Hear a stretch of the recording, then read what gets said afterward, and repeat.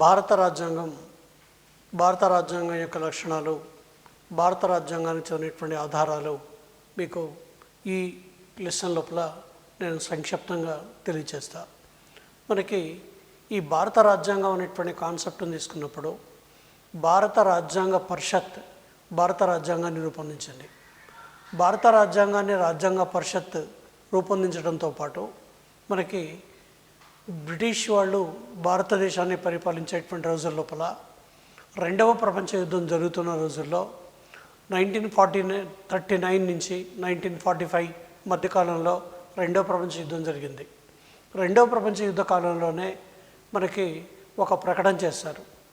రెండవ ప్రపంచ యుద్ధంలో భారతదేశం బ్రిటన్కి సహకారాన్ని అందించినట్టయితే స్వాతంత్రం వచ్చిన తర్వాత, యుద్ధం పూర్తయిన తర్వాత భారతదేశానికి స్వాతంత్రాన్ని ప్రసాదించే విషయాన్ని పరిశీలిస్తామని చెప్పి బ్రిటిష్ ప్రభుత్వం ఓ ప్రకటన చేసింది. దానికి అనుగుణంగా 1946లో క్యాబినెట్ మిషన్ ప్లాన్ భారతదేశానికి వచ్చింది. దీన్ని మంత్రిత్రయ రాయబారం అని పిలుస్తాం. ఈ మంత్రిత్రయ రాయబారం భారతదేశానికి వచ్చి భారతదేశంలో రాజ్యాంగ పరిషత్కి ఎన్నికలు నిర్వహించండి, రాజ్యాంగ పరిషత్తును ఏర్పాటు చేసుకోండి, రాజ్యాంగ పరిషత్ రాజ్యాంగాన్ని రూపొందించుకుంటే భారతదేశానికి స్వాతంత్రాన్ని ఇచ్చేటువంటి అంశాలని మేము పరిగణలోకి తీసుకుంటామని చెప్పి ఒక ప్రకటన చేశారు. దానికి అనుగుణంగా 1946 లోపల భారత రాజ్యాంగ పరిషత్కి ఎన్నికలు నిర్వహించారు.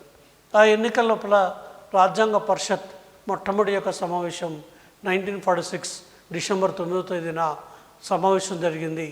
ఈ సమావేశానికి తాత్కాలిక అధ్యక్షుడిగా సచ్చిదానంద సిన్హా అనేటువంటి ఆయన తాత్కాలిక అధ్యక్షుడిగా ఎన్నికయ్యాడు. ఆ తర్వాత రాజ్యాంగ పరిషత్ యొక్క అధ్యక్షుడిగా బాబు రాజేంద్ర ప్రసాద్ని రాజ్యాంగ పరిషత్ యొక్క అధ్యక్షుడిగా ఎన్నుకున్నారు.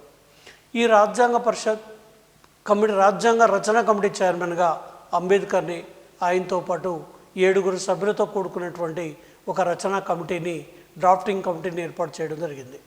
2 సంవత్సరాల 11 నెలల 18 రోజులు సమావేశమై లేదా సమావేశ కాలంలో ఇది భారత రాజ్యాంగాన్ని రూపొందించి 1949 నవంబర్ 26వ తేదీన భారత రాజ్యాంగాన్ని ఆమోదించడం.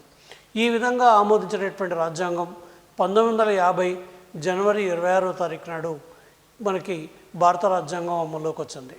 మనకి ప్రపంచంలో ఉన్నటువంటి అనేక రకాల విషయాల్ని భారత రాజ్యాంగంలోకి స్వీకరించడం జరిగింది. అంటే భారతదేశ ఆర్థిక, రాజకీయ, మత, సాంస్కృతిక పరిస్థితులకు అనుగుణంగా ఏ విషయాలైతే ఉన్నాయో ఆ అనేక రకాలైనటువంటి విషయాల్ని ప్రపంచంలో ఉన్నటువంటి అనేక రాజ్యాంగాల నుంచి కొన్ని మంచి విషయాలు భారతదేశానికి అవసరమైనటువంటి విషయాల్ని గ్రహించడం జరిగింది. ఆ విధంగా భారత రాజ్యాంగం లోపలికి మనకి ప్రపంచంలో ఉన్నటువంటి అనేక దేశాల్లో ఉన్నటువంటి విషయాల్ని మొత్తాన్ని కూడా గ్రహించారు. కాబట్టి మనం మొట్టమొదటిసారిగా ఏం తీసుకుందామంటే భారత రాజ్యాంగం ప్రపంచంలో ఉన్నటువంటి రాజ్యాంగాల నుంచి ఏ అంశాలను స్వీకరించింది అనేటువంటి విషయాలు తీసుకుందాం. మనకి ప్రపంచంలో అత్యంత సుదీర్ఘమైనది భారత రాజ్యాంగం. సుమారు 60 రాజ్యాంగాలని అధ్యయనం చేసే భారత రాజ్యాంగ రూపకల్పన జరిపారు. అంటే ప్రపంచ లోపల ఉన్నటువంటి సుమారు 60 దేశాల రాజ్యాంగాల్ని అధ్యయనం చేసి 1950 జనవరి 26వ తేదీన భారత రాజ్యాంగం అమల్లోకి వచ్చింది. మన దేశ రాజ్యాంగంలో 395 ఆర్టికల్స్, 8 షెడ్యూల్స్, 22 భాగాలు ఉన్నాయి. అయితే ప్రస్తుతం మాత్రం ఎన్నున్నాయి అంటే ప్రస్తుతం భారత రాజ్యాంగం లోపల మనకి 12 షెడ్యూల్స్ ఉన్నాయి, 22 భాగాలు ఉన్నాయి, 395 అధికరణాలు ఉన్నాయి. కొత్తగా భారత రాజ్యాంగం అమల్లోకి వచ్చిన తర్వాత ఒక 4 షెడ్యూల్స్ని భారత రాజ్యాంగం లోపల చేర్చడం జరిగింది. భారత రాజ్యాంగంలో చేర్చినటువంటి అంశాల లోపల అతి ముఖ్యమైనటువంటి అంశం ఏమిటి అంటే 1935 భారత ప్రభుత్వ చట్టం. ఈ 1935 భారత ప్రభుత్వ చట్టానికి సంబంధించినటువంటి అనేక విషయాలని భారత రాజ్యాంగంలోకి గ్రహించడం జరిగింది. ఉదాహరణకి మీరు చూడండి, దీనిని భారత రాజ్యాంగానికి జిరాక్స్ కాపీగా పేర్కొంటారు. అట్లాగే union public service commission, UPSC, governor విచక్షణాధికారాలు, ఫెడరల్ న్యాయస్థానం, పరిపాలనా అంశాలు ఇవన్నీ కూడా ఎక్కడి నుంచి స్వీకరించారు అంటే 1935 భారత రాజ్యాంగం నుంచి స్వీకరించారు. కాబట్టి 1935 భారత రాజ్యాంగ చట్టంలోని అనేక అంశాలు మనకి భారత రాజ్యాంగంలో స్వీకరించడం జరిగింది. ఇక రెండోది, బ్రిటన్ రాజ్యాంగం నుండి ఏ ఏ అంశాలు స్వీకరించారు అనే విషయం తీసుకుందాం. మనకి భారతదేశాన్ని దాదాపు ఒక 200 సంవత్సరాలకు పైగా పరిపాలించింది బ్రిటన్. కాబట్టి బ్రిటన్ ఈ దేశంలో అనేక రకాలైనటువంటి పద్ధతులను ప్రవేశపెట్టింది. ఆ పద్ధతులన్నీ కూడా బ్రిటన్ నుంచి మనకి వారసత్వంగా వచ్చాయి. భారత రాజ్యాంగాన్ని రూపొందించుకున్నప్పుడు వీటన్నిటిని కూడా మనం భారతదేశ రాజ్యాంగం లోపల పొందుపరచడం జరిగింది. వాటిల్లో ఒక ముఖ్యమైనటువంటిది ఏమిటి అంటే పార్లమెంటరీ ప్రభుత్వ విధానం. మనకి భారతదేశంలో పార్లమెంటరీ తరహా ప్రభుత్వ విధానం ఉంది. నామమాత్రమైనటువంటి రాష్ట్రపతి లేదా వాస్తవ కార్యనిర్వహణాధికారిగా ప్రధానమంత్రి ప్రభుత్వాధినేతగా, రాష్ట్రపతి రాజ్యాధినేతగా లేదా రాజ్యాంగాది అధిపతిగా 2 రకాలైనటువంటి కార్యనిర్వాహక వర్గాలు మనకు పార్లమెంటరీ ప్రభుత్వం లోపల ఏర్పాటు చేశారు. ఇందులో వాస్తవ కార్యనిర్వాహక వర్గాన్ని ప్రధానమంత్రి, మంత్రిమండలి అని పిలిస్తే, నామమాత్ర కార్యనిర్వాహక వర్గాన్ని మనం రాష్ట్రపతిని నామమాత్రమైనటువంటి కార్యనిర్వహణాధికారిగా పేర్కొంటాం. కాబట్టి బ్రిటన్ యొక్క రాణిని భారతదేశం యొక్క రాష్ట్రపతి పదవిని ఏర్పాటు చేయడం జరిగింది. అట్లాగే బ్రిటన్లో ప్రధానమంత్రి, మంత్రిమండలి ఎలా అయితే ఉన్నదో అదేవిధంగా భారతదేశంలో కూడా మనకి ప్రధానమంత్రి, మంత్రిమండలి వాస్తవ కార్యనిర్వాహక వర్గంగా ఏర్పాటు చేయడం జరిగింది. అట్లాగే బ్రిటన్లో ఏ విధంగా అయితే ద్విసభ విధానం ఉందో, ఒకటి ఎగో సభ house of Lord's, దిగో Sabha house of Commons, 2 సభలు బ్రిటన్లో ఏ విధంగా ఉన్నాయో భారతదేశంలో కూడా ఎగో సభ, రాజ్యసభ, దిగో సభ, లోక్సభ అనేటువంటి ద్విసభ విధానాన్ని భారతదేశం లోపల ఏర్పాటు చేయడం జరిగింది. ఇక దీని తర్వాత ఉన్నటువంటి బ్రిటన్ రాజ్యాంగం నుండి స్వీకరించినటువంటి వాటి లోపల ఏకపౌరత్వం ఒకటి. ఏకపౌరత్వం అంటే దేశం మొత్తానికి కూడా ఒకే పౌరసత్వం ఉండటం. సమన్యాయ పాలన అంటే చట్టం ముందు అందరూ సమానమే, చట్టం అన్ని రంగాలకి సమానంగా వర్తిస్తుంది, ఏ వ్యక్తి చట్టానికి అతీతుడు కాదు అని చెప్పేటువంటి చట్టం ముందు అందరూ సమానులే అనేటువంటి ఈ కాన్సెప్ట్ని ఏవి డైసీ, బ్రిటన్కు చెందినటువంటి ఏవి డైసీ అనేటువంటి ఆయన the law of the constitution అనేటువంటి గ్రంథం లోపల ఈ కాన్సెప్ట్ను తెలియచేశాడు. కాబట్టి భారతదేశం లోపల సమన్యాయ పాలన ఉంది. క్యాబినెట్ ప్రభుత్వం మనకు తెలుసు, మంత్రుల్ని మనం సాధారణంగా 3 రకాలుగా పేర్కొంటాం. క్యాబినెట్ మంత్రులని, స్టేట్ మంత్రులని, సహాయ మంత్రులని 3 రకాలైనటువంటి మంత్రులుగా పేర్కొంటాం. ఈ విధానాన్ని కూడా మనం బ్రిటన్ రాజ్యాంగం నుండి గ్రహించాం. శాసనసభ్యుల యొక్క హక్కులు, ఆ తర్వాత ఎన్నికల వ్యవస్థ, శాసన నిర్మాణ ప్రక్రియ, speaker, deputy speaker, controller and auditor general, ఇవన్నీ కూడా మనం బ్రిటన్ నుంచే తీసుకున్నాం. ఇక అటార్నీ జనరల్, రిట్స్ జారీ చేసే విధానం, రిట్లు జారీ చేసేటువంటి విధానం సుప్రీంకోర్టు రిట్లను జారీ చేస్తుందని చెప్పాం. ఒకటి ఏమిటి అంటే హేబియస్ కార్పస్ అని, సెర్స్యోరారీ అని, మాండమస్ అని, కోవారెంటో అని ఈ రిట్లని సుప్రీంకోర్టు జారీ చేస్తుంది.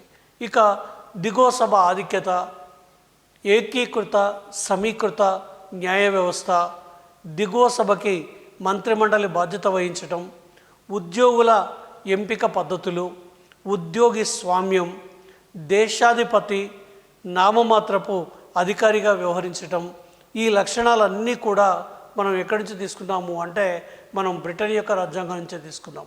కాబట్టి అందుకోసమే దీన్ని వెస్ట్ మినిస్టర్ మోడల్ అని పిలుస్తాం.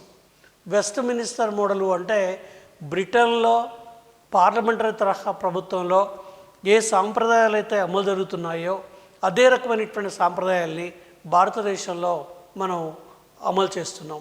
దీనికి కారణం ఏమిటి అంటే బ్రిటిష్ వాళ్ళు భారతదేశాన్ని పరిపాలించే రోజుల్లో చార్టర్డ్ యాక్ట్ 1793 చార్టర్డ్ యాక్ట్ నుంచి లేదా 1909 మింటో మార్లే సంస్కరణలు, 1919 మాంటింగ్ చల్స్ఫర్డ్ సంస్కరణలు లేదా 1935 భారత రాజ్యాంగ చట్టం.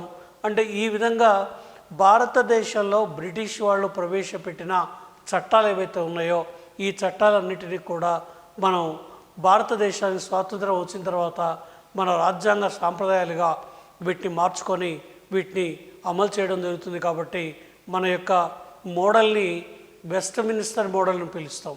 వెస్ట్ మినిస్టర్ మోడల్ అంటే మనం బ్రిటన్ నుంచి అనేక రకాలైనటువంటి విషయాల్ని స్వీకరించడం జరిగింది.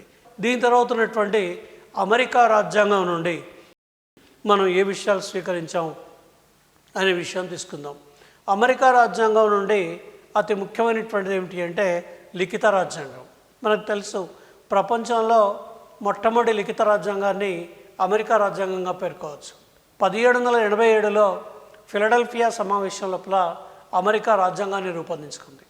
ఫిలడెల్ఫియా సమావేశంలో అమెరికా రాజ్యాంగాన్ని రూపొందించుకొని 1789 నుండి అమెరికాలో రాజ్యాంగం అమల్లోకి వచ్చింది. యుఎస్ఏగా ఏర్పడింది. అంటే 13 రాష్ట్రాలతోటి యునైటెడ్ స్టేట్స్ ఆఫ్ అమెరికా అనేటువంటి దేశంగా అమెరికా 1789లో ఏర్పడింది. కాబట్టి అమెరికా నుంచి మనం లిఖిత రాజ్యాంగాన్ని స్వీకరించాం. అట్లాగే అమెరికా రాజ్యాంగం నుంచే ప్రాథమిక హక్కుల ప్రకటనని మనం స్వీకరించాం. మనకి ప్రాథమిక హక్కుల యొక్క ప్రస్తావన అమెరికా రాజ్యాంగంలో స్పష్టంగా ఉంది. మనకి బ్రిటన్లో కూడా బిల్ ఆఫ్ రైట్స్ ఉన్నాయి. మాగ్నా కార్టా అంటాం, 1215 మాగ్నా కార్టా అని చెప్పి పిలుస్తాం. అట్లాగే భారతీయ మాగ్నా కార్టా ఏమిటి అంటే మన యొక్క ప్రాథమిక హక్కుల్ని మనం అమెరికా రాజ్యాంగం నుంచి ఈ హక్కుల ప్రకటనని మనం స్వీకరించడం జరిగింది. ఇక రాజ్యాంగ ఆధిక్యత అంటే మనది దృఢమైనటువంటి రాజ్యాంగ లక్షణంగా దీన్ని స్వీకరించాం. ప్రవేశిక మనకి అతి ముఖ్యమైనటువంటి అంశం ఏమిటి అంటే భారత రాజ్యాంగం యొక్క ఆశయాలు, భారత రాజ్యాంగం యొక్క లక్ష్యాలు మొత్తం కూడా మనం ప్రవేశిక లోపల పొందుపరుచుకున్నాం. ఈ ప్రవేశికని మనం అమెరికా రాజ్యాంగం నుంచి గ్రహించాం. అమెరికాలో ఏమంటారు అంటే we the people of United States అనే పదాలతోటి అమెరికా రాజ్యాంగం ప్రారంభమవుతుంది.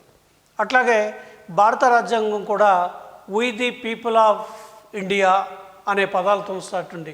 వి ది పీపుల్ ఆఫ్ ఇండియా అంటే భారత ప్రజలమైన మేము సర్వసత్తాక గణతంత్ర అనేటువంటి విధంగా భారత రాజ్యాంగం లోపల ప్రవేశిక అనేటువంటి పదాన్ని మనం చేర్చడం జరిగింది. అట్లాగే న్యాయ సమీక్షాధికారాన్ని కూడా అమెరికా రాజ్యాంగం నుండి గ్రహించాం. న్యాయ సమీక్షాధికారం అంటే ఏమని చెప్తున్నామంటే రాజ్యాంగానికి వ్యతిరేకంగా పార్లమెంటు కానీ శాసనసభలు కానీ చట్టాలు రూపొందించినట్లయితే ఆ చట్టాలు చెల్లవని ఉన్నత న్యాయస్థానం సుప్రీంకోర్టు కానీ హైకోర్టు కానీ వాటిని తిరస్కరించడాన్ని మనం న్యాయ సమీక్షాధికారం అనే పేరుతో చెప్తాం. అంటే రాజ్యాంగానికి వ్యతిరేకంగా చట్టాలను రూపొందించే అధికారం పార్లమెంటుకు లేదని, ఆ విధంగా చట్టాలు తయారు చేస్తే అవి చెల్లవని న్యాయస్థానం సుప్రీంకోర్టు ప్రకటించడాన్నే మనం న్యాయ సమీక్షాధికారం అనేటువంటి ఈ కాన్సెప్ట్ని మనం అమెరికా రాజ్యాంగం నుండి గ్రహించాం. ఇక స్వతంత్ర ప్రతిపత్తి కలిగిన న్యాయ వ్యవస్థను కూడా మనం అమెరికా రాజ్యాంగం నుండి గ్రహించాం. మనకు తెలుసు స్వతంత్ర ప్రతిపత్తి భారతదేశానికి ఎందుకు అవసరం వచ్చింది అంటే భారతదేశంలో సమైక్య లక్షణాలు ఉన్నాయి. కేంద్ర ప్రభుత్వం, రాష్ట్ర ప్రభుత్వం లేదా అనేక రాష్ట్రాలు ఇవన్నీ ఉండడం వల్ల కేంద్ర రాష్ట్రాల మధ్య వివాదాలు ఏర్పడినప్పుడు నిష్పక్షపాతంగా పరిశీలన చేయడానికి, తీర్పులు ఇవ్వడానికి, రాష్ట్రాల మధ్య వివాదాలు ఏర్పడినప్పుడు కానీ లేదా ఇంకా ఏమని చెప్పచ్చు అంటే మనకి రాజ్యాంగానికి అర్థ వివరణ విషయాల కానీ ఆ తీర్పుల్ని చెప్పేటువంటి అధికారం ఎవరికి ఉంది అంటే మనకి న్యాయస్థానానికే ఉంది.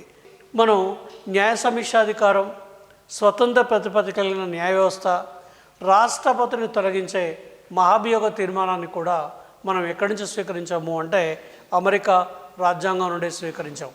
అట్లాగే న్యాయమూర్తుల తొలగింపు ప్రక్రియ, ఉపరాష్ట్రపతి పదవి, రాజ్యాంగ సవరణ ప్రక్రియలో రాష్ట్రాలు పాల్గొనడం, ఆ తర్వాత దేశాధినేత పేరు మీదుగా పరిపాలనా వ్యవస్థను నిర్వహించడం, ప్రజా ప్రయోజన వ్యాజ్యం, పబ్లిక్ ఇంటరెస్ట్ లిటిగేషన్ అని చెప్తున్నాం. ఇవన్నీ కూడా మనం ఎక్కడి నుంచి స్వీకరించామంటే అమెరికా రాజ్యాంగం నుండే ఈ విషయాలన్నింటినీ కూడా స్వీకరించాం. ఇక అమెరికా తర్వాత ఉన్నటువంటి ఇంకో ముఖ్యమైనటువంటి దేశం ఆస్ట్రేలియా రాజ్యాంగం నుండి మనం ఉమ్మడి జాబితా, ఆ తర్వాత మనకు తెలుసు ఉమ్మడి జాబితా అంటే కేంద్ర జాబితా, రాష్ట్ర జాబితా, ఉమ్మడి జాబితా అని మనం కేంద్ర రాష్ట్రాల మధ్య ఉన్నటువంటి అధికారాలని 3 జాబితాలుగా ప్రకటించడం జరిగింది. కాబట్టి కేంద్ర జాబితా అంటే కేంద్ర ప్రభుత్వం యొక్క అధికారాలు, రాష్ట్ర జాబితా అంటే రాష్ట్ర ప్రభుత్వానికి చెందినటువంటి అధికారాలు, ఉమ్మడి జాబితా అంటే కేంద్ర రాష్ట్రాలకి ఈ రెండింటికి చెందినటువంటి అధికారాలని ఉమ్మడి జాబితా లోపల చేర్చడం జరిగింది. ఇక ఉభయ సభల సంయుక్త సమావేశం కానీ, స్వేచ్ఛ వాణిజ్య వ్యాపార చట్టాలు, అంతర్రాష్ట్ర వాణిజ్యం, ఇవన్నీ కూడా ఆస్ట్రేలియా రాజ్యాంగం నుండి గ్రహించాం. ఇంకోటి ఐర్లాండ్ రాజ్యాంగం నుండి మనం అతి ముఖ్యమైనటువంటి కాన్సెప్ట్ ఆదేశిక సూత్రాలు. ఐర్లాండ్ యొక్క రాజ్యాంగం నుండి ఆదేశిక సూత్రాల్ని రాష్ట్రపతి ఎన్నిక పద్ధతి, మనం రాష్ట్రపతిని బదిలీ చేసే నైష్పత్తిక ప్రాతినిధ్య పద్ధతిలోని బదిలీ చేసే ఒక ఓటు పద్ధతి అంటాం. ఈ బదిలీ చేసే ఒక ఓటు పద్ధతి అనేటువంటి విధానాన్ని మనం ఐర్లాండ్ రాజ్యాంగం నుంచి గ్రహించాం. అట్లాగే రాజ్యసభకు రాష్ట్రపతి 12 మంది సభ్యులను నామినేట్ చేసే విధానం, నైష్పత్తిక ప్రాతినిధ్య పద్ధతిని మనం ప్రధానంగా ఐర్లాండ్ యొక్క రాజ్యాంగం నుంచి గ్రహించడం జరిగింది. ఇక దీని తర్వాత దక్షిణాఫ్రికా రాజ్యాంగం నుండి ఆర్టికల్ 368 ప్రకారం రాజ్యాంగ సవరణ విధానం, మనకి రాజ్యాంగాన్ని ఏ విధంగా సవరించాలి, రాజ్యాంగాన్ని సవరించేటువంటి పద్ధతులు, రాజ్యసభ సభ్యుల యొక్క ఎన్నిక విధానం. రాజ్యసభ సభ్యుల్ని సాధారణంగా ఎమ్మెల్యేలు ఎన్నుకుంటారు. కాబట్టి ఎమ్మెల్యేలు ఎన్నుకునేటువంటి ఈ విధానాన్ని కూడా మనం దక్షిణాఫ్రికా రాజ్యాంగం నుంచి స్వీకరించాం. ఇక సోవియట్ రష్యా రాజ్యాంగం నుండి తీసుకుంటే సామాజిక, ఆర్థిక, రాజకీయ న్యాయం అనే ఆదర్శాలు, ఇవి మనం ప్రవేశికలో చేర్చాం. ప్రవేశికలో సామాజిక న్యాయం, ఆర్థిక న్యాయం, రాజకీయ న్యాయం అనేటువంటి ఆదర్శాలని చేర్చడం జరిగింది. అట్లాగే సామ్యవాద సూత్రాలు భారతదేశంలో కానీ ప్రపంచవ్యాప్తంగా కానీ ఈ సామ్యవాద సూత్రాల యొక్క ప్రాధాన్యతను గుర్తించి భారత రాజ్యాంగం లోపల వీటిని పొందుపరచడం జరిగింది.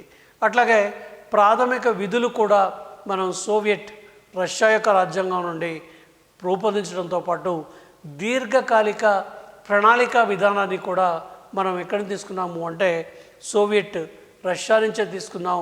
ఎందుకంటే నెహ్రూ ఒకసారి 1927లో రష్యాకు వెళ్ళినప్పుడు రష్యాలో జరిగినటువంటి అభివృద్ధిని చూసి ఆయన మంత్రముగ్ధుడై భారతదేశానికి స్వాతంత్రం వచ్చిన తర్వాత భారతదేశం లోపల కూడా ప్రణాళిక విధానాన్ని అమలు చేయాలి అనేటువంటి ఉద్దేశంతో ఆయన ప్రణాళిక విధానాన్ని భారతదేశం లోపల ప్రవేశపెట్టారు.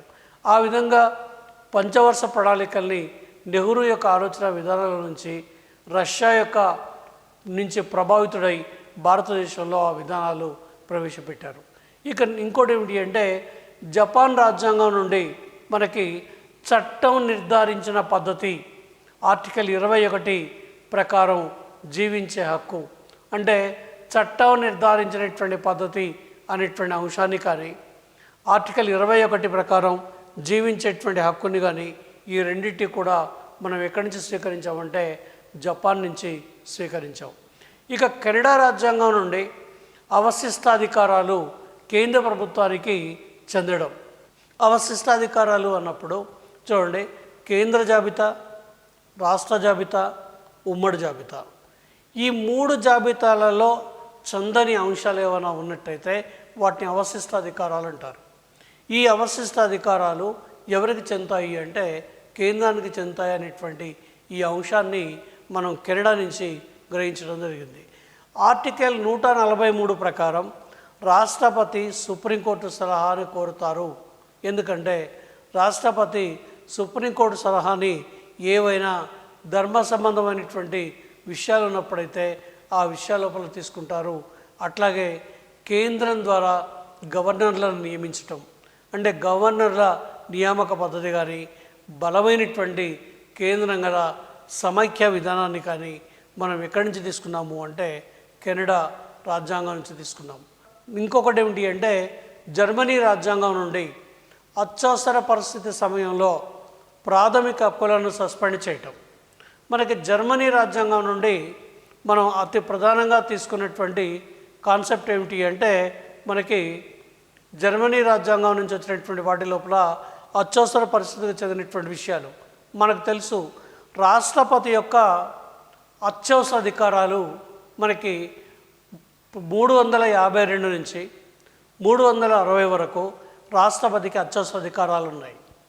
352వ ప్రకరణం ప్రకారం జాతీయ అత్యవసర పరిస్థితిని విధించటం, 356వ అధికరణం ప్రకారం ఒక రాష్ట్రంలో రాజ్యాంగబద్ధమైన పాలన విఫలమైనప్పుడు రాష్ట్రపతి పాలన విధించడం, 360వ అధికరణం ప్రకారం ఆర్థిక అత్యవసర పరిస్థితిని విధించటం. ఈ 3 అత్యవసర పరిస్థితి ప్రకరణాల్ని మనం అంటే 352 నుంచి 360 వరకు ఉన్నటువంటి ఈ ప్రకరణాలని జర్మనీలోని వైమార్ అనేటువంటి రాజ్యాంగం నుంచి గ్రహించాం.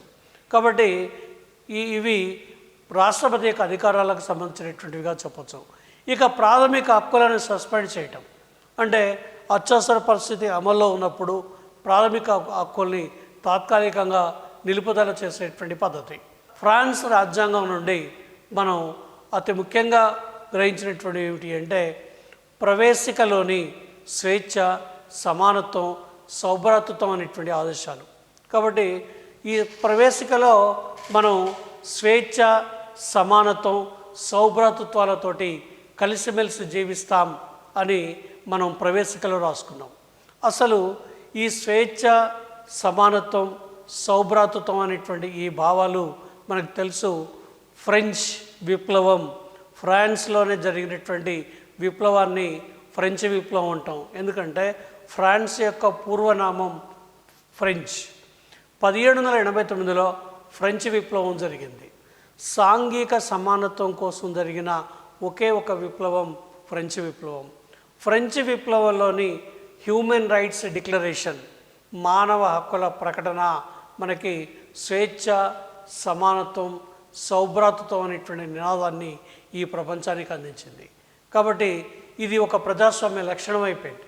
స్వేచ్ఛ, సమానత్వం, సౌభ్రాతృత్వం అంటే సోదరభావం, అంటే మానవులంతా సమానం, మానవులందరికీ సమానంగా స్వేచ్ఛ, స్వాతంత్రాలు ఉన్నాయని చెప్పేటువంటి ఈ కాన్సెప్టు ఫ్రెంచ్ విప్లవం ద్వారా వచ్చింది. దీన్ని మనం భారత రాజ్యాంగం లోపల చేర్చడం జరిగింది. గణతంత్ర విధానం అంటే రిపబ్లిక్ అనేటువంటి కాన్సెప్ట్ ఇంతకుముందు క్లాసుల్లో కూడా చెప్పాను నేను మీకు. ఏ దేశాధినేతనైతే, ఏ రాజ్యాధినేతనైతే ప్రజలు చేత ప్రత్యక్షంగా పరోక్షంగా ఎన్నుకుంటారో ఆ రాజ్యాన్ని రిపబ్లిక్ అంటారు. ఉదాహరణకి రాష్ట్రపతిని మనం ఎన్నుకుంటున్నాం. కాబట్టి రాష్ట్రపతిని ఎన్నుకుంటున్నాం కాబట్టి భారతదేశం ఒక గణతంత్ర రాజ్యం. ఒకవేళ రాచరికం కనుక ఉన్నట్టయితే, రాజు కనుక ఉన్నట్టయితే దాని గణతంత్ర రాజ్యంగా పిలవము. బ్రిటన్ గణతంత్ర రాజ్యం కాదు, జపాన్ గణతంత్ర రాజ్యం కాదు. ఎందుకంటే జపాన్లో వారసత్వంగా రాచరికం వస్తుంది, బ్రిటన్లో వారసత్వంగా రాచరికం వస్తున్నది. కానీ భారతదేశం లోపల మనకి వారసత్వంగా రాజు లేకపోవడం వల్ల, రాజు యొక్క వారసులు లేకపోవడం వల్ల మనం రాష్ట్రపతి అనేటువంటి పదవిని ఏర్పాటు చేసి రాష్ట్రపతిని మనం రాజ్యాంగబద్ధంగా ఎన్నుకోవడంతో భారతదేశం గణతంత్ర రాజ్యం అయిపోయింది. అట్లాగే తాత్కాలిక సభాధ్యక్షుల యొక్క నియామకం కూడా జరుగుతుంది. కాబట్టి తాత్కాలికంగా ఉన్నటువంటి వాళ్ళని ఎన్నుకోవడం, ప్రపంచంలో ఉన్నటువంటి దేశాల లోపల మనకి అతి ముఖ్యమైనటువంటి దేశాల లోపల మనకి భారతదేశం ఒకటి. భారతదేశం లోపల మనకి ప్రపంచంలోని అన్ని రాజ్యాంగాల లోపల ఉన్నటువంటి ఉత్తమమైనటువంటి అంశాలని భారతదేశ రాజకీయ పరిస్థితులకు అనుగుణమైనటువంటి అంశాలని భారత రాజ్యాంగంలోకి గ్రహించి వీటన్నిటి కూడా భారతదేశం లోపల మనం అమలు చేస్తూ ఉన్నాం. అట్లాగే మనకి భారత రాజ్యాంగం యొక్క ఆధారాలు తీసుకుందాం. Britain, France, America, Australia, Germany, దక్షిణాఫ్రికా, సోవియట్ రష్యా, ఇట్లా ప్రపంచం లోపల ఉన్నటువంటి అనేక దేశాల్లో ఇచ్చినటువంటి అనేక రకాలైనటువంటి విషయాలను తీసుకొని మనం భారత రాజ్యాంగాన్ని రూపొందించుకున్నాం. అయితే ఈ విధంగా రూపొందించుకునేటువంటి రాజ్యాంగం మనకి 1950 జనవరి 26వ తేదీన అమల్లోకి వచ్చింది. 50 జనవరి 26న అమల్లోకి వచ్చినటువంటి ఈ రాజ్యాంగం యొక్క రచనకి 2 సంవత్సరాల 11 నెలల 18 రోజుల సమయం పట్టింది. రాజ్యాంగ రచనకైనటువంటి ఖర్చు ఎంత అంటే 64 లక్షల రూపాయలు రాజ్యాంగం యొక్క రచనకైనటువంటి ఖర్చు. ఇక 1950 జనవరి 24వ తేదీన భారత రిపబ్లిక్ అధ్యక్షుడిగా బాబు రాజేంద్ర ప్రసాద్ను ఎన్నుకున్నారు. జనగణమన గీతాన్ని, వందే మాతర గీతాన్ని అదే రోజు మనం ఆమోదించాం. అంటే భారతదేశం యొక్క జాతీయ గీతంగా జనగణమన గీతాన్ని, మనకు తెలుసు జనగణమన గీతాన్ని రచించింది రవీంద్రనాథ్ ఠాగూర్, వందే మాతరాన్ని రచించింది బంకిం చంద్ర చటర్జీ ఆనంద్ మఠ్ అనేటువంటి గ్రంథం లోపల ఆయన దీన్ని రచించడం జరిగింది. మొదటి భారత రాష్ట్రపతిగా మనం ఎవరిని ఎన్నుకున్నాము అంటే బాబు రాజేంద్ర ప్రసాద్ మొట్టమొదటి భారత రాష్ట్రపతిగా ఎన్నుకొని 1950 నుంచి భారత రాజ్యాంగం అనేటువంటిది అమల్లోకి వచ్చింది. అయితే ఆ విధంగా అమల్లోకి వచ్చినటువంటి భారత రాజ్యాంగం లోపల ఉన్నటువంటి ముఖ్యమైనటువంటి లక్షణాలు ఏంటి అనే విషయం తీసుకుందాం. ఇక భారత రాజ్యాంగం లోపల ఉన్నటువంటి ఒకటి ఏమిటి అంటే సుదీర్ఘమైన అతిపెద్ద లిఖిత రాజ్యాంగం భారత రాజ్యాంగంగా చెప్తా ఉన్నాం. అంటే భారత రాజ్యాంగం అనేది సుదీర్ఘమైనటువంటి రాజ్యాంగం. ఎందుకంటే ప్రపంచంలో ఉన్నటువంటి రాజ్యాంగాలన్నిటిలో కల్లా అతి పెద్దది. హెచ్వి కామత్ రాజ్యాంగాన్ని ఐరావతంతో పోల్చారు. ఎందుకంటే మన యొక్క రాజ్యాంగం ఏనుగుతో పోల్చారు. ఏనుగుతో పోల్చారు కాబట్టి మనది ఏనుగంత పెద్ద రాజ్యాంగాన్ని మనం రూపొందించుకోవడం జరిగింది. అందుకోసమే ఐరావతం భారత రాజ్యాంగ పరిషత్ గుర్తు. రెండవది ఏమిటి అంటే రాజ్యాంగం అమల్లోకి వచ్చినప్పుడు 395 ప్రకరణాలు, 8 షెడ్యూళ్ళు, 3 అనుబంధాలు, 22 భాగాలు విభజించి మొత్తం 403 పుటలలో ఉంది. అంటే పేజెస్ 403 పేజెస్ లోపల భారత రాజ్యాంగం ఉంది. అయితే ప్రస్తుతం 465 ప్రకరణాలు, 12 షెడ్యూల్స్ ఉన్నాయి, 25 భాగాలు ఉన్నాయి. ఇప్పుడు ఉన్నటువంటి భాగాలు ఎన్ని అంటే 25 భాగాలు. అయితే అమెరికా రాజ్యాంగం ప్రపంచంలో అతి చిన్న రాజ్యాంగం. దీనిలో 7 అధికరణాలు మాత్రమే ఉన్నాయి. నేను అనుకుంటా అమెరికా రాజ్యాంగం ఓ 12-13 పేజీలు ఉంటుంది. ఆస్ట్రేలియా రాజ్యాంగంలో 128 అధికరణాలు ఉన్నాయి. కెనడా రాజ్యాంగంలో 147 అధికరణాలు మాత్రమే కెనడా రాజ్యాంగంలో ఉన్నాయి. అయితే భారత రాజ్యాంగంలో మాత్రం 465 అధికరణాలు అని చెప్తున్నాం. అమల్లోకి వచ్చినాడు 395 అధికరణాలు ఉన్నాయి. ఇప్పుడు 12 షెడ్యూల్స్ భారత రాజ్యాంగంలో ఉన్నాయని చెప్తున్నాం. ఇక రెండో లక్షణాన్ని ఏమని చెప్పచ్చు అంటే ప్రవేశిక. దీనిని అమెరికా రాజ్యాంగం నుండి గ్రహించారు. మనం ఏమంటామంటే దీన్ని పీఠిక అని, ప్రవేశిక అని పిలుస్తాం. మనకి ఈ పీఠిక లేదా ప్రవేశిక దేని గురించి తెలియచేస్తుంది అంటే రాజ్యాంగ ఆశయాలను గురించి తెలియచేస్తుంది. రాజ్యాంగ లక్ష్యాలను గురించి పీఠిక అనేటువంటిది తెలియచేస్తుంది. కాబట్టి ఈ పీఠికకి ఇప్పటి వరకు ఒకే ఒక సవరణ జరిగింది. అది ఎప్పుడు జరిగింది అంటే 1976లో జరిగిన 42వ రాజ్యాంగ సవరణ ద్వారా సామ్యవాద, లౌకిక, సమగ్రత అనే పదాలని ప్రవేశిక లోపల చేర్చారు. ఎప్పుడు అంటే 1976 లోపల ఈ 3 పదాలని కూడా భారత రాజ్యాంగంలో చేర్చడం జరిగింది. ఏ పదాలతో స్టార్ట్ అవుతుంది అంటే ఇంతకుముందు చెప్పుకున్న మనం భారత ప్రజలమైన మేము భారతదేశాన్ని సర్వసత్తాక, సామ్యవాద, లౌకిక, ప్రజాస్వామ్య, గణతంత్ర రాజ్యంగా నిర్మించుకోవడానికి పౌరులందరికీ సాంఘిక, ఆర్థిక, రాజకీయ న్యాయాన్ని, ఆలోచన, భావ ప్రకటన, విశ్వాసం, భావ ప్రకటనలో విశ్వాసం, ధర్మం, ఆరాధనలో స్వాతంత్ర్యాన్ని చేర్చుటకు మరియు వారందరిలో వ్యక్తి గౌరవమును, జాతీయ ఐక్యతను, అఖండతను సంరక్షిస్తూ సౌభ్రాతృత్వాన్ని పెంపొందించుకొనుటకు సత్యనిష్టాపూర్వకంగా తీర్మానించుకొని నవంబర్ 26, 1949న మన రాజ్యాంగ పరిషత్తులో శాసనంగా రూపొందించుకున్న ఈ రాజ్యాంగాన్ని మాకు మేముగా సమర్పించుకుంటున్నాం. ఇది రాజ్యాంగ ప్రవేశిక. రాజ్యాంగ ప్రవేశికలో భారతదేశ ఆశయాలన్నీ చెప్పారు. ఇది ప్రజాస్వామ్య దేశం, ఇది గణతంత్ర దేశం, ఇది సర్వసత్తాక రాజ్యం, ఇది ప్రజాస్వామ్య రాజ్యం, ఇది లౌకిక రాజ్యం, ఇది సమగ్రత కలిగినటువంటి దేశం. ఈ దేశంలో సాంఘిక న్యాయం, ఆర్థిక న్యాయం, రాజకీయ న్యాయాన్ని కల్పిస్తాం. స్వేచ్ఛ, సమానత్వం, సౌభ్రాతృత్వాన్ని ఈ దేశం లోపల ఉన్నటువంటి ప్రజలందరూ కూడా కల్పిస్తాం.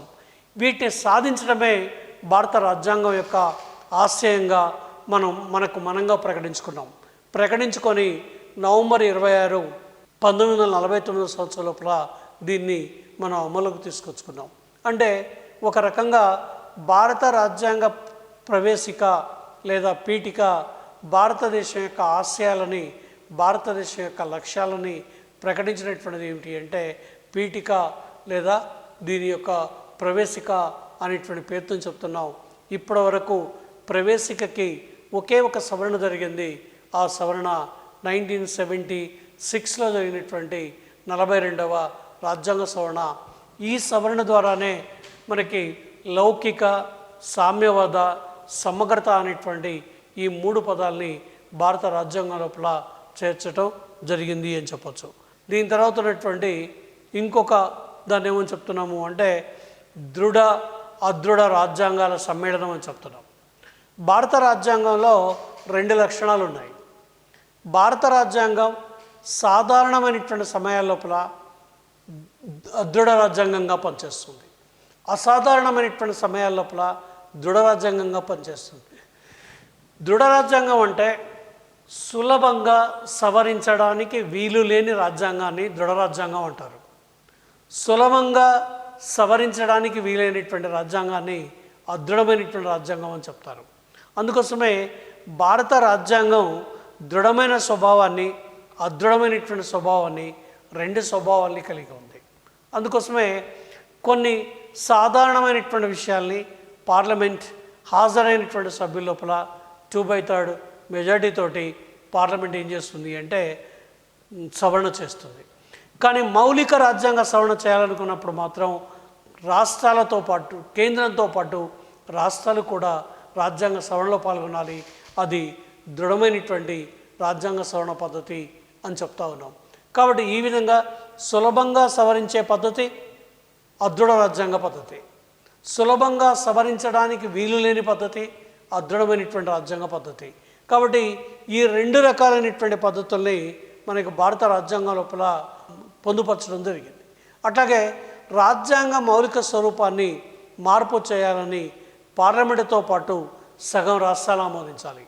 అంటే పార్లమెంట్ ఆమోదించాలి, పార్లమెంటుతో పాటు ఉన్నటువంటి రాష్ట్రాలు కూడా ఆమోదించాలి. దీన్నే దృఢమైనటువంటి లక్షణం అంటారు. మిగిలిన విషయాలని పార్లమెంటు మెజారిటీతో రాజ్యాంగ సవరణ చేయవచ్చు. ఇంతకుముందు నేను చెప్పినట్టుగా దీన్నే అదృఢ రాజ్యాంగం అనేటువంటి పేరుతోటి పిలవడం జరుగుతుంది. దీని తర్వాత ఉన్నటువంటి అతి ముఖ్యమైనటువంటి అంశం ఏమిటి అంటే పార్లమెంటరీ ప్రభుత్వ విధానం. మనకి భారతదేశం బ్రిటన్ దేశం నుండి వెస్ట్ మినిస్టర్ మోడల్ ప్రభుత్వ విధానాన్ని స్వీకరించింది. రాజ్యాంగంలో ఎక్కడ పార్లమెంటరీ ప్రభుత్వం అని పేర్కొనలేదు. కాబట్టి ఎక్కడ కూడా పార్లమెంట్ అనేటువంటి పదాన్ని ఉపయోగించలేదు. అయితే బ్రిటన్ మాదిరిగా రాజ్యాంగాధినేతగా రాష్ట్రపతి, నామమాత్ర కారణాధికారిగా ప్రధానమంత్రి, అతని మంత్రిమండలి వాస్తవ కారణాధికారిగా పేర్కొంది. అంటే మనకి రాజ్యాంగం లోపల మనకి పార్లమెంటరీ ప్రభుత్వం అని పేర్కోకపోయినా రాజ్యాధినేత ఎవరు అంటే రాష్ట్రపతి, ప్రభుత్వాధినేత ఎవరు అంటే ప్రధానమంత్రి. కాబట్టి ఇద్దరు అధినేతలు మనకి భారత పార్లమెంటరీ తరహా ప్రభుత్వ విధానం లోపల కనిపిస్తారు. యావత్తు పరిపాలన రాష్ట్రపతి పేరు మీదుగా కొనసాగుతుంది. నిజానికి పరిపాలనని నిర్వహించేది, నిర్ణయాలు తీసుకునేది, అమలు చేసేది ఎవరు అంటే ప్రధానమంత్రి, మంత్రిమండలి ఆ నిర్ణయాలన్నింటినీ కూడా అమలు చేయడం జరుగుతుంది.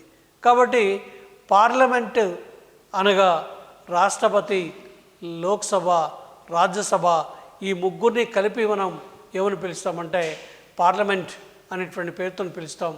ఈ పార్లమెంటు ప్రభుత్వం భారతదేశం లోపల అమల్లో ఉంది అని చెప్పచ్చు. ఏకకేంద్ర లక్షణాలు కలిగిన సమైక్య వ్యవస్థ ఒక భారత రాజ్యాంగం యొక్క లక్షణాల లోపల ఒక లక్షణంగా పేర్కోవచ్చు. చూడండి, భారత రాజ్యాంగం 1వ ప్రకరణం భారతదేశాన్ని యూనియన్ ఆఫ్ స్టేట్స్గా పేర్కొంది. ఇంకో విషయం గుర్తుపెట్టుకోండి, భారత రాజ్యాంగంలో ఎక్కడ కూడా సమాఖ్య అనేటువంటి పదాన్ని ఉపయోగించలేదు. ఫెడరల్ అనే పదం రాజ్యాంగంలో లేదు. కానీ భారతదేశంలో ఫెడరల్ లక్షణాలు ఉన్నాయి. సమైక్య ప్రభుత్వానికి చెందినటువంటి లక్షణాలు భారతదేశంలో ఉన్నాయి. చూడండి, మన రాజ్యాంగంలో ఎక్కడ ఫెడరల్, సమైక్య అనే పదం ఉపయోగించబడలేదు. సాధారణ పరిస్థితుల్లో సమైక్యగాను, అత్యవసర పరిస్థితుల్లో ఏకకేంద్ర ప్రభుత్వంగా భారత ప్రభుత్వం పనిచేస్తుంది. అంటే సాధారణమైనటువంటి పరిస్థితుల్లో మనకి ఎలా పనిచేస్తుంది అంటే సాధారణమైనటువంటి పరిస్థితుల్లో సమైక్య ప్రభుత్వంగా పనిచేస్తుంది. అసాధారణమైనటువంటి పరిస్థితుల లోపల ఏకకేంద్ర ప్రభుత్వంగా పనిచేసేటువంటి పరిస్థితి ఉంది. దీని తర్వాత ఉన్నటువంటి ఇంకోటి ఏమిటి అంటే భారతదేశంలో సమైక్య లక్షణాలు ఏంటి? మీరు చూడండి, లిఖిత రాజ్యాంగం ఒక సమైక్య లక్షణం. దృఢ రాజ్యాంగం సులభంగా సవరించడానికి వీలులేని రాజ్యాంగం. ఒకవేళ రాజ్యాంగాన్ని సవరించాలి అంటే కేంద్రం, రాష్ట్రం అందరూ కలిసి సవరించాలి. ఉదాహరణకి ఈ మధ్యకాలంలో జిఎస్టీ బిల్ కేంద్ర ప్రభుత్వం ప్రవేశపెట్టి ఆమోదించింది. జిఎస్టీ బిల్ని కేంద్ర ప్రభుత్వం ఆమోదించింది, రాష్ట్రాలు కూడా ఆమోదించినాయి. రాష్ట్రాలు, కేంద్రం ఆమోదించిన తర్వాత జిఎస్టీ బిల్ అమల్లోకి వచ్చింది. ఇది దృఢమైనటువంటి లక్షణంగా చెప్పచ్చు. అధికారాల విభజన, మనకి అధికారాల యొక్క విభజన మనకి స్పష్టంగా కేంద్ర రాష్ట్రాల యొక్క శాసన అధికారాల్లో పేర్కొంది. కేంద్ర జాబితాలో జాతీయ ప్రాధాన్యత గల అంశాలు కేంద్ర ప్రభుత్వానికి, స్థానిక ప్రాధాన్యత కలిగినటువంటి అంశాలు స్థానిక విషయాలన్నీ కూడా రాష్ట్ర జాబితాలో, ఈ 2 జాబితాలకు చెందినటువంటి విషయాలన్నీ కూడా ఉమ్మడి జాబితా లోపల, ఈ 3 జాబితాలకు చెందినటువంటి అంశాలని అవశిష్టాధికారాల పేరుతోటి ఒక ప్రత్యేకమైనటువంటి జాబితాను కూడా ఏర్పాటు చేసి అవశిష్టాధికారాలుగా పేర్కొంది. కాబట్టి అధికారాల విభజన ఓ సమైక్య లక్షణం. 2 స్థాయిల్లో ప్రభుత్వాలు, ఒక ప్రభుత్వం ఢిల్లీలో ఉంటుంది, ఓ ప్రభుత్వం హైదరాబాదులో ఉంటుంది. తెలంగాణ రాష్ట్ర ప్రభుత్వం హైదరాబాదులో, మొత్తం భారతదేశానికి చెందినటువంటి ప్రభుత్వం ఢిల్లీ లోపల ఉంటుంది. కాబట్టి 2 స్థాయిల్లో ప్రభుత్వం ఉండడం అనేటువంటిది సమైక్య ప్రభుత్వం లోపల ఉన్నటువంటి ఓ లక్షణంగా పిలవచ్చు. ఇక స్వాతంత్ర్యం అంటే మనకున్నటువంటి హక్కుల లోపల ఓ భాగంగా చెప్పచ్చు. ఏకకేంద్ర లక్షణాల గురించి తీసుకున్నప్పుడు ఒకే రాజ్యాంగం, ఒకే పౌరసత్వం. మనకి భారతదేశంలో ఒకే రాజ్యాంగం ఉంది, ఒకే పౌరసత్వం ఉంది. అఖిల భారత సర్వీసులు, రాష్ట్రపతి అత్యవసర అవకాశ అధికారాలు, గవర్నర్ నియామకం, ఎన్నికల సంఘం, రాష్ట్రాలపై కేంద్ర ప్రభుత్వ అధికారం, ఇవన్నీ కూడా ఏ లక్షణాలుగా చెప్పచ్చు అంటే ఏకకేంద్ర లక్షణాలుగా చెప్పచ్చు. మనకు తెలుసు ఒకే రాజ్యాంగం ఉంది, ఒకే పౌరసత్వం ఉంది భారతదేశంలో. అఖిల భారత సర్వీసుల్ని UPSC, union public service commission నిర్వహిస్తుంది. ఆ తర్వాత రాష్ట్రపతి అత్యవసర అధికారాలు ఉన్నాయి. వీటిని కేంద్ర ప్రభుత్వం అంటే రాష్ట్రపతి, ప్రధానమంత్రి కలిసి నిర్వహించడం జరుగుతుంది. గవర్నర్లకు చెందినటువంటి అధికారం కానీ, ఎన్నికల సంఘానికి చెందినటువంటి అధికారం కానీ, ఇవన్నీ కూడా ఏమని చెప్పచ్చు అంటే మనకి ఏకకేంద్ర లక్షణాలు భారతదేశంలో ఉన్నాయని చెప్పచ్చు. ఇంకో ముఖ్యమైనటువంటి అంశం ఏమిటి అంటే ప్రాథమిక హక్కులు. మనకు తెలుసు ప్రాథమిక హక్కుల్ని మనం అమెరికా రాజ్యాంగం నుండి గ్రహించాం. అమెరికా రాజ్యాంగం నుండి గ్రహించినటువంటి ప్రాథమిక హక్కులు భారత రాజ్యాంగంలోని 3వ భాగంలో 12 నుండి 35 వరకు ఉన్నటువంటి అధికరణాలు ప్రాథమిక హక్కుల గురించి వివరిస్తున్నాయి. భారత రాజ్యాంగం మనకి అమల్లోకి వచ్చినాడు మనకి ప్రాథమిక హక్కులు రాజ్యాంగం అమల్లోకి వచ్చినప్పుడు 7 ఉండగా ప్రస్తుతం 6 హక్కులు మాత్రమే ఉన్నాయి. దీనికి కారణం ఏమిటి అంటే 1978లో 44వ రాజ్యాంగ సవరణ ద్వారా 31వ అధికరణం ప్రకారం ఉన్న ఆస్తి హక్కును ప్రాథమిక హక్కుల నుండి తొలగించారు. అంటే మనకు రాజ్యాంగం అమల్లోకి వచ్చే నాడు 7 హక్కులు ఉన్నాయి, కానీ ప్రస్తుతం మాత్రం 6 హక్కులు మాత్రమే ఉన్నాయి. దీనికి కారణం ఏమిటి అంటే 7వ హక్కు అయినటువంటి ఆస్తి హక్కుని 1978లో 44వ రాజ్యాంగ సవరణ తీసుకొచ్చి ఆ 44వ రాజ్యాంగ సవరణ ద్వారా ఆ ఆస్తి హక్కు అనేటువంటి దాన్ని తొలగించడం జరిగింది. మనకు ఉన్నటువంటి అది ముఖ్యమైనటువంటి ప్రాథమిక హక్కులు ఏమిటి అంటే 1 సమానత్వపు హక్కు, 2 వ్యక్తి స్వాతంత్ర్యపు హక్కు, 3 పీడనాన్ని నిరోధించే హక్కు, 4 విద్య సాంస్కృతిక హక్కు, 5 మత స్వాతంత్రపు హక్కు, 6 రాజ్యాంగ పరిహారపు హక్కు. ఈ 6 హక్కులు కూడా మనకి భారత రాజ్యాంగం కల్పించినటువంటి అతి ముఖ్యమైనటువంటి హక్కులుగా పేర్కొంటున్నాం. ఈ హక్కులకు భంగం కలిగితే మనం న్యాయస్థానాన్ని ఆశ్రయించవచ్చు. న్యాయస్థానాన్ని ఆశ్రయించి మనం అనేక రకాలైనటువంటి రిట్ల ద్వారా మన యొక్క హక్కుల్ని పొందవచ్చు. రాజ్యాంగం యొక్క లక్షణాల్లో ఇంకో ముఖ్యమైనటువంటి లక్షణం ఏమిటి అంటే ఆదేశక సూత్రాలు. ఈ ఆదేశక సూత్రాలు ఐర్లాండ్ రాజ్యాంగం నుండి గ్రహించారు. ఐర్లాండ్ రాజ్యాంగం నుండి గ్రహించినటువంటి వీటిని భారత రాజ్యాంగంలోని 4వ భాగంలో 36 నుండి 51 వరకు గల అధికరణాలలో లేదా ప్రకరణాలలో ఆదేశక సూత్రాలని వివరించారు. కాబట్టి 4వ భాగంలో వీటిని వివరించడం జరిగింది. సామ్యవాద సమాజాన్ని స్థాపించడానికి ఉద్దేశించినవి మనకి ఆదేశక సూత్రాలు. భారతదేశాన్ని శ్రేయో రాజ్యాంగ సంక్షేమ రాజ్యాంగ అభివృద్ధి చేయడానికి కేంద్ర ప్రభుత్వాలకి రాజ్యాంగం సలహాల రూపంలో ఆదేశక సూత్రాలని పొందుపరిచారు. కాబట్టి మనం ఆదేశక సూత్రాలు అనేటువంటి వాటిని మనం ఎందుకు భారత రాజ్యాంగంలో పొందుపరిచాం అనే విషయాన్ని తీసుకున్నప్పుడు భారతదేశాన్ని శ్రేయో రాజ్యంగా సంక్షేమ రాజ్యంగా ఈ దేశాన్ని అభివృద్ధి చేయాలి. శ్రేయో రాజ్యంగా సంక్షేమ రాజ్యంగా అభివృద్ధి చేయడానికి ఉద్దేశించినటువంటివే ఏమిటి అంటే ఈ ఆదేశక సూత్రాలు. ఇవాళ కేంద్ర ప్రభుత్వం అమలు చేస్తున్నటువంటి అనేక పథకాలు, రాష్ట్ర ప్రభుత్వం అమలు చేస్తున్నటువంటి అనేక పథకాలు ఈ సంక్షేమ లేదా ఆదేశక సూత్రాల నుంచి వచ్చినటువంటి పథకాలని సూచనలనే ఇవి అమలు చేస్తున్నాయి. ఆదేశక సూత్రాలు ఒక రకంగా కేంద్ర ప్రభుత్వానికి రాష్ట్ర ప్రభుత్వాలకి భారత రాజ్యాంగం ఇచ్చినటువంటి సలహాలు. అయ్యా మీరు ఈ సూత్రాల్ని అమలు చేయండి, పని హక్కు కల్పించండి, లేదా దేశంలో ఉన్నటువంటి ప్రజలందరికీ కూడా వృద్ధులకు, అనాథలకు, వ్యాధిగ్రస్తులకి, పిల్లలకి సహకారం అందించండి, వాళ్ళ అభివృద్ధికి కృషి చేయండి, కుటీర పరిశ్రమల్ని స్థాపించండి, గ్రామ పంచాయతీల్ని నెలకొల్పండి అని ఈ విధంగా కేంద్ర ప్రభుత్వానికి రాష్ట్ర ప్రభుత్వానికి ఆదేశక సూత్రాల యొక్క రూపంలో మనకి సలహాలు ఇవ్వడం జరిగింది. ఆ సలహాలని ఇవాళ అమలు చేస్తున్నారు.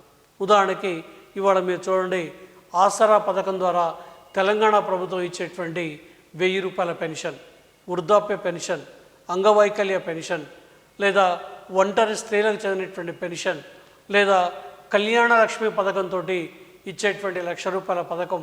అంటే ఇవాళ కేసీఆర్ ప్రభుత్వం దాదాపు 300 సంక్షేమ పథకాల్ని ప్రకటించి ఆ 300 సంక్షేమ పథకాల్ని అమలు చేస్తుంది. దీని అర్థం ఏమిటి అంటే ఇవాళ భారత రాజ్యాంగం లోపల ఏ ఆదేశక సూత్రాలు అయితే మనం పొందుపరుచుకున్నామో ఆ ఆదేశక సూత్రాల్ని అమలు చేయడం జరుగుతుంది. ఇండ్లు లేని వారికి ఇండ్లు కట్టి ఇవ్వడం కానీ, లేదా త్రాగునీరు అందించడానికి మిషన్ భగీరథ అనేటువంటి పథకాన్ని తీసుకురావడం కానీ, వ్యవసాయాన్ని అభివృద్ధి చేయడానికి భారీ ప్రాజెక్టులను ఒకవైపు నిర్మిస్తూ మళ్ళీ తిరిగి మిషన్ కాకతీయ పేరుతోటి మనకి చెరువుల పూడిక తీసేటువంటి కార్యక్రమాన్ని చేపట్టి మనకి అనేక సంక్షేమ కార్యక్రమాలు ఇవి ఎన్ని అంటే ఆదేశక సూత్రాల్లో ఏ విధానాలు అయితే ప్రకటించారో, ఏ సూచనలు అయితే అందజేస్తారో ఆ సూచనల్ని మొత్తాన్ని కూడా ఇవాళ కేసీఆర్ ప్రభుత్వం సమర్థవంతంగా విజయవంతంగా అమలు చేస్తూ ఉంది. కాబట్టి ఈ ఆదేశక సూత్రాలు అతి ముఖ్యమైనటువంటివి. ఇవి శ్రేయోరాజ్యంగా సంక్షేమ రాజ్యానికి ఉద్దేశించినటివిగా పేర్కొంటున్నాం. ఇక భారత రాజ్యాంగం యొక్క లక్షణాల లోపల ఇంకో ముఖ్యమైనటువంటి లక్షణం ఏమిటి అంటే ప్రాథమిక విధులు. ఇవి భారత రాజ్యాంగంలోని 4వ భాగంలో 51A అనే ప్రకరణంలో 10 ప్రాథమిక విధులని 1976లో జరిగిన 42వ రాజ్యాంగ సవరణ ద్వారా చేర్చారు. కాబట్టి ప్రస్తుతం మాత్రం 10 కాదు, మనకి 2002 సంవత్సరంలో 86వ రాజ్యాంగ సవరణ ద్వారా ఒక ప్రాథమిక విధిని చేర్చారు. ప్రస్తుతం ప్రాథమిక విధులు ఎన్ని అంటే ప్రస్తుతం భారత రాజ్యాంగంలో మనం 11 ప్రాథమిక విధులు ఉన్నాయి. దీని తర్వాత ఉన్నటువంటి మరొక లక్షణం ఏమిటి అంటే వయోజన ఓటు హక్కు. భారత రాజ్యాంగం 18 సంవత్సరాలు నిండిన పౌరులందరికీ కుల, మత, జాతి, లింగ, వర్గ, విద్యా సంబంధమైన భేదములను పాటించకుండా ఓటు హక్కును కల్పించింది. దీన్నే మనం ఏమని చెప్తున్నాము అంటే వయోజన ఓటు హక్కు అని చెప్తున్నాం.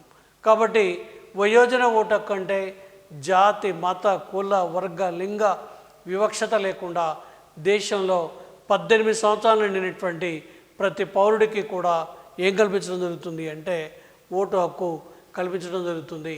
రాజ్యాంగం అమల్లోకి వచ్చినప్పుడు ఓటు వయసు 21 సంవత్సరాలుగా నిర్ణయించింది. 21 సంవత్సరాలు నిండిన ప్రతి వాళ్ళు ఓటు హక్కుని ఉపయోగించుకోవచ్చు. అయితే 1989 సంవత్సరంలో 61వ రాజ్యాంగ సవరణ చట్టం ద్వారా ఓటు వేసే వయస్సుని 21 సంవత్సరాల నుండి 18 సంవత్సరాలుగా తగ్గించారు. ఈ తగ్గించినటువంటి వ్యక్తి ఎవరు అంటే మనకి రాజీవ్ గాంధీ ప్రధానమంత్రిగా పనిచేస్తున్నటువంటి కాలం లోపల ఓటింగ్ యొక్క వయస్సుని ఆయన 21 సంవత్సరాల నుంచి 18 సంవత్సరాలకి తగ్గించడం జరిగింది. ఇంకో ముఖ్యమైనటువంటి అంశం ఏమిటి అంటే ఏకపౌరత్వం.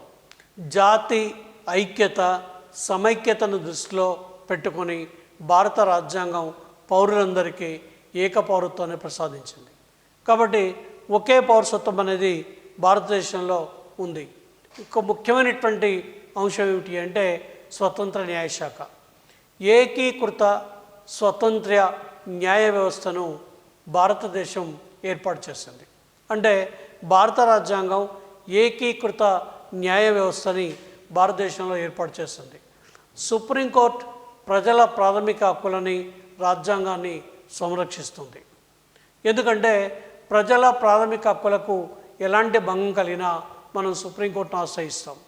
అట్లాగే రాజ్యాంగాన్ని రక్షించేటువంటి బాధ్యత కూడా ఎవరిది అంటే సుప్రీంకోర్టుదే రాజ్యాంగాన్ని కాపాడుతుంది. ఇక భారత న్యాయ వ్యవస్థ న్యాయ సమీక్షాధికారాన్ని కలిగి ఉంది. ఇంతకుముందే చెప్పుకున్నాం, న్యాయ సమీక్షాధికారం అంటే రాజ్యాంగానికి వ్యతిరేకంగా కేంద్ర ప్రభుత్వం కానీ రాష్ట్ర ప్రభుత్వం కానీ చట్టాలు చేసినట్టయితే ఆ చట్టాలు చెల్లవు అని తిరస్కరించడాన్ని మనం న్యాయ సమీక్షాధికారంగా పేర్కొంటున్నాం. ఇంకొక ముఖ్యమైనటువంటి లక్షణం ఏమిటి అంటే మనకి రాజ్యాంగ సవరణ పద్ధతులు. భారత రాజ్యాంగంలోని 368వ అధికరణం రాజ్యాంగ సవరణ పద్ధతుల గురించి వివరిస్తున్నది. కాబట్టి ఏ రకమైనటువంటి పద్ధతుల్ని వివరిస్తుంది అంటే భారత రాజ్యాంగం దృఢ అదృఢ రాజ్యాంగ స్వభావాన్ని కలిగి ఉంది. సర్వసత్తాక, సామ్యవాద, లౌకిక, ప్రజాస్వామ్య, గణతంత్ర రాజ్యం ఏది అంటే భారతదేశం. కాబట్టి భారతదేశం లోపల మనకి కనిపించేటువంటి లక్షణం ఏమిటి అంటే దృఢము అయినటువంటి రాజ్యాంగం అంటే స్వభావము అంటే సులభంగా సవరించడానికి వీలు లేనటువంటిది దృఢమైన రాజ్యాంగ స్వభావ పద్ధతి. సులభంగా సవరించడానికి వీలైంది అదృఢ రాజ్యాంగ పద్ధతి. కాబట్టి ఈ రెండు పద్ధతుల్ని భారత రాజ్యాంగంలో చేర్చారు.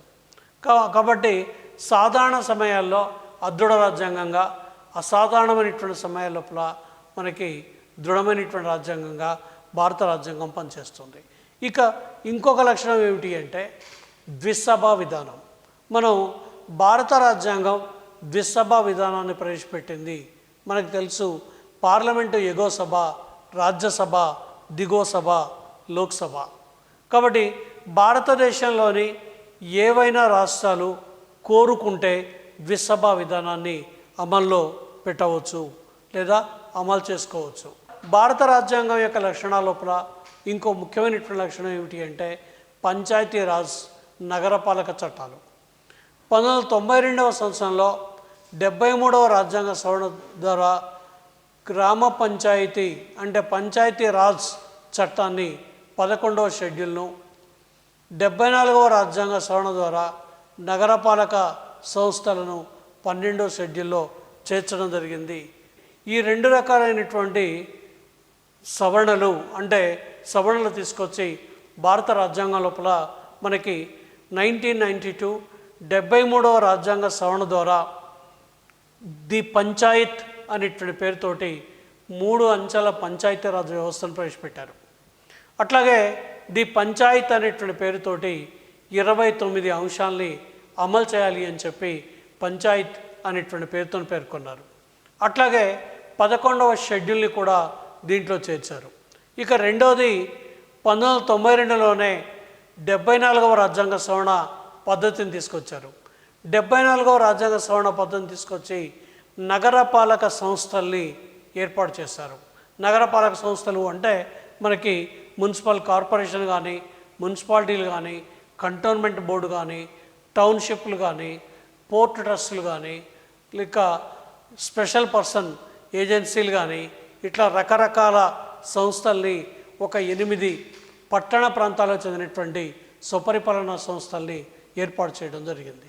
ఈ విధంగా భారత రాజ్యాంగం అనేది 1950 జనవరి 26వ తారీఖు నాడు అమల్లోకి వచ్చి ఈ రోజు వరకు కూడా విజయవంతంగా భారత రాజ్యాంగం ప్రజల యొక్క స్వేచ్ఛ, సమానత్వం, సౌభ్రాతృత్వాన్ని కాపాడుతూ ప్రజలకి హక్కుల్ని ప్రసాదిస్తూ ప్రజలు తమ యొక్క హక్కుల్ని ఉపయోగించుకుంటూ రాజ్యాంగబద్ధమైనటువంటి పద్ధతుల లోపల ప్రపంచంలో ఏ రాజ్యానికి తీసిపోని విధంగా ఒక అత్యంత ప్రామాణికమైనటువంటి ప్రజాస్వామిక విలువల్ని, ప్రజాస్వామిక సాంప్రదాయాల్ని అమలు చేస్తూ ఒక ప్రధానమైనటువంటి దేశంగా భారతదేశం అనేది పనిచేస్తుంది. ఇవాళ ప్రపంచంలోనే అతిపెద్ద ప్రజాస్వామిక దేశం భారతదేశం.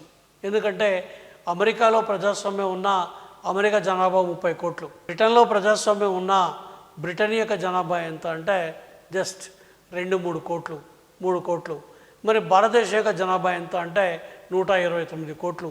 ఈ విధంగా 129 కోట్లు కలిగినటువంటి ఒక ప్రజాస్వామ్య దేశం, స్వేచ్ఛాయుతంగా ఎన్నికలు జరిగేటువంటి దేశం, రాజ్యాంగబద్ధమైనటువంటి పద్ధతుల్లో ప్రభుత్వాన్ని ఏర్పాటు చేసేటువంటి దేశం, రాజ్యాంగబద్ధమైనటువంటి సాంప్రదాయాల్ని గౌరవిస్తూ రాజ్యాంగబద్ధమైనటువంటి పరిపాలనని నిర్వహిస్తున్నటువంటి దేశం ప్రపంచం లోపల ఏదైనా ఉంది అంటే ఆ ప్రపంచంలో ఉన్నటువంటి దేశాల లోపల భారతదేశం అనేది అతి ముఖ్యమైనటువంటి దేశంగా చెప్పొచ్చు.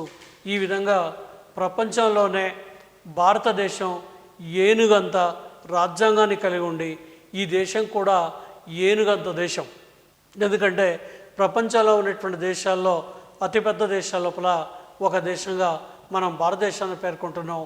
భారతదేశం ఏనుగంత రాజ్యాంగాన్ని, ఐరావతానంత రాజ్యాంగాన్ని కలిగి ఉండి ఇంత పెద్ద ఆర్థిక వ్యవస్థని కొనసాగిస్తున్నటువంటి దేశం భారతదేశంగా మనం పేర్కొంటున్నాం. భారత మాజీ ప్రధానమంత్రి పివి నరసింహారావు మాటల్లో చెప్పాలి అంటే భారత ఆర్థిక వ్యవస్థ భారతదేశం ఒక ఏనుగు. ఇది లేచి నిలబడాలంటే ఇంకెవరూ నిలబడలేరు. ఇది కూర్చున్నా లేచి నిలబడితే అదే లేచి నిలబడాల్సిందే. కాబట్టి అంత పెద్ద ఈ దేశంలో పాశ్చాత్య దేశాలన్నీ కూడా ఏమని చెప్పాయంటే భారతదేశంలో ప్రజాస్వామ్యం కుప్పగూలుతుంది. ఎందుకంటే అక్షరాస్యత లేదు కాబట్టి ప్రజాస్వామిక సాంప్రదాయాలు అమలు కావు అని చెప్పి పాశ్చాత్య దేశాలు జోష్యం చెప్తే దానికి భిన్నంగా ఇవాళ విజయవంతమైనటువంటి ప్రజాస్వామిక వ్యవస్థ భారతదేశంలో కొనసాగుతుంది.